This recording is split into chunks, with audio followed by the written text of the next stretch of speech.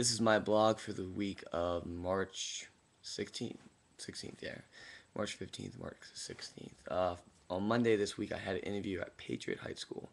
So I was not able to teach on Monday, but I think the interview went well. I went over some questions with Dr. Hicks that I think I can answer better next time. But overall, I was really happy with how the interview went. On Tuesday was my first class. I used my own stuff, and I'm going to be teaching from this point on with my lesson plans, my material, everything is going to be all me now. Overall, before I just talk about Tuesday, overall this week went really well. The students responded really well to my teaching, was positive, they're grasping knowledge, and my teacher has given me really good feedback about my teaching, like stuff I can fix, stuff that I can do better on, positive stuff I'm doing.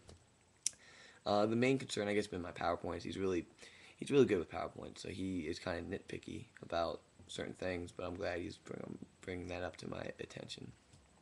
On Tuesday, I taught compare and contrast USA and USSR for the Cold War, and I used a framing uh, worksheet for that, and it actually went really well. I was surprised on how the students reacted because I remember when I was a student and I had to do something like that, I hated it. So it was a good experience for me to realize just because I didn't like certain things in school doesn't mean everyone else doesn't like the same thing, if that makes sense. So Tuesday went really well. I was happy with how the kids reacted to it. Um, my physical evidence, I had to just do it, the map, and exit slip. On Wednesday, I talked about, I guess, setting the stage for the Cold War, like what was going on in Germany, Japan, USA, USSR. Um, and it went well. I mean, mostly I just lectured and I passed out a map, and I had to just do an exit slip. But the students did really respond well. At least I think so. My teacher said so. On Thursday was part two of that, and I mainly talked about NATO, Warsaw Pact, um, Berlin Wall, Iron Curtain, Marshall Plan, and I used a lot of maps to show the divide between Europe, East versus West, communist versus non-communist. Um, and again, I think it went really well. And again, they finished up that map and they did it for homework. And lastly, on Friday was a really cool day for me. I taught about the Red Scare, and it's not on the SOL. It's just something I feel like is real important. And I use a lot of videos, and I learned how to download YouTube videos with Real Player. Hicks told me some other ways to do it. I asked my teacher about it, and he basically told me download Real Player, and that will help you um, do it easier, I guess. So I'm a master at downloading YouTube stuff. So if you need help, just let me know. I'm the guy. No, but seriously, it was a great week though. The kids really liked the video with the Red Scare. Um, I think my teacher liked it because he wanted me to put those videos into his file. So I was really happy because my teacher always says is a video can be good, but also if the kids don't like it, it's like recess time. But the kids overall seemed really into it. The majority of their heads were up and watching. It was never an issue.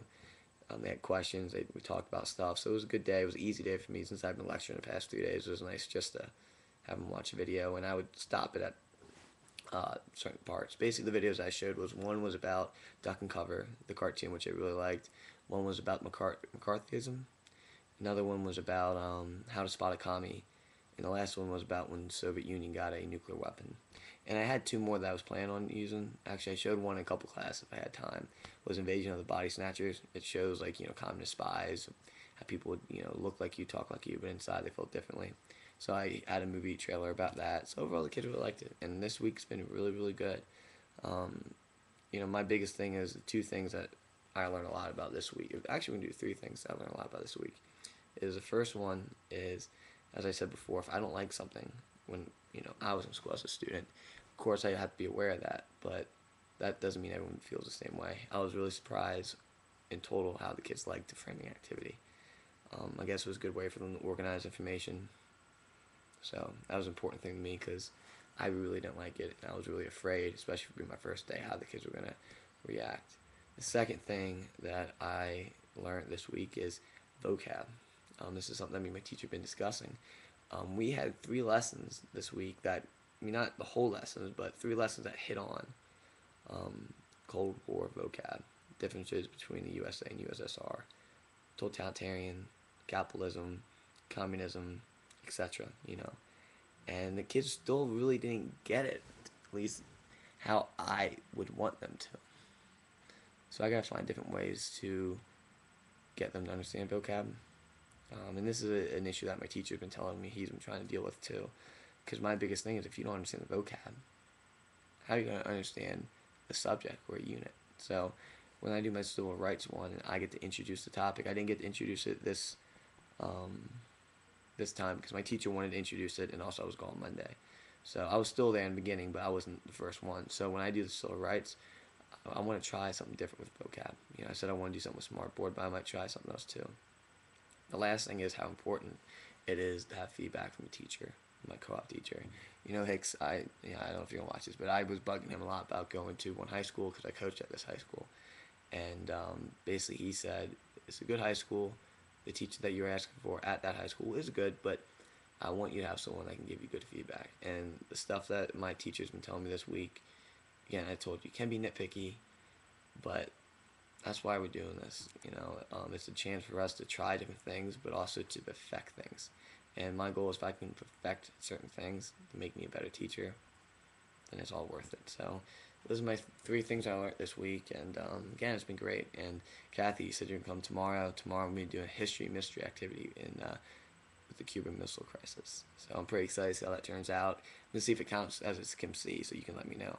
So then that means I have a Skim C knocked out, a framing knocked out, and the kids actually have a journal due tomorrow about the Red Scare and the Hollywood 10.